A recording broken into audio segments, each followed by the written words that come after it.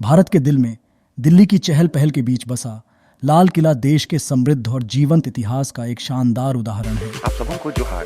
अभी तक आप लोगों ने हमारे चैनल को सब्सक्राइब नहीं किया है तो प्लीज हमारे चैनल को लाइक, सब्सक्राइब एंड शेयर जरूर करें और बेल आइकन को जरूर दबा दें ताकि आपको लेटेस्ट अपडेट मिलता रहे। धन्यवाद। लाल बलुआ पत्थर की अपनी विशाल दीवारों के कारण यह भव्य स्मारक मुगल काल, जीते और खोए साम्राज्यों, भव्यता और गौरव की कहानियां सुनाता है। लाल किला या लाल किला, जैसा कि इसे भारत में प्यार से जाना जाता है, रातों रात नहीं बना।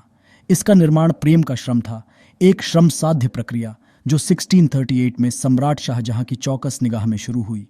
यह वह व्यक्ति था जिसने ताजमहल का निर्माण करवाया था, इसलिए आप कल्पना कर सकते हैं कि उसने अपनी नई राजधानी शाहजहांबाद के लिए कितनी भव्यता की कल्पना की थी।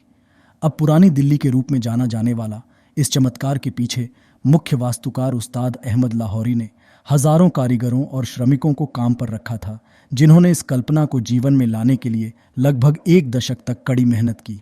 1648 तक किला बनकर तैयार हो गया था, जो मुगलों की वास्तुकला की प्रतिभा का प्रतीक और उनकी शानदार जीवन शैली का प्रतीक था। लाल किला सिर्फ एक शाही निवास नहीं था, यह मुगल राज्य का राजनीतिक और सांस्कृतिक केंद्र था। भव्य महल, विशाल उद्यान, जटिल मस्जिदें और भव्य दर्शक हॉल, किले की सीमा के भीतर प्रत्येक संरचना मुगलों की वास्तुकला प्रतिभा और कला और संस्कृति के प्रति उनके प्रेम का प्रमाण है। सदियों से लाल किले ने भारत के इतिहास में एक महत्वपूर्ण भूमिका निभाई है। यह साम्राज्यों के उत्थान और पतन, स्वतंत्रता के संघर्ष और एक नए राष्ट्र के जन्म का मूक गवाह रहा है। आज भी हर साल भारत के स्वतंत्रता दिवस पर प्रधानमंत्री लाल किले पर राष्ट्रीय ध्वज फहराते हैं और देश को संबोधित करते हैं, जिससे देश के राजनीतिक इतिहास के साथ किले का जुड़ाव बना रहता है। लेकिन लाल किला सिर्फ एक ऐतिहासिक स्मारक नहीं है, ये भारत के अतीत का प्रतीक है। एक ऐसा प्रकाश स्तंभ है जो यात्रा की गई राह को रोशन करता है और एक ऐसे राष्ट्र की दृढ़ता की याद दिलाता है जिसने समय की कसौटी पर खरा उतरा है।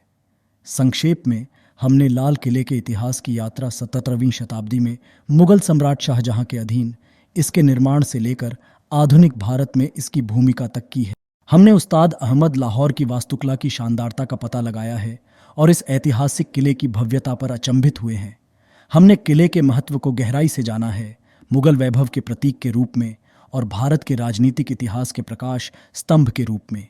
इस यात्रा में हमारे साथ आने के लिए आपका धन्यवाद। लाल किले की कहानियां आने वाली पीढ़ियों को प्रेरित और मोहित करती रहेंगी।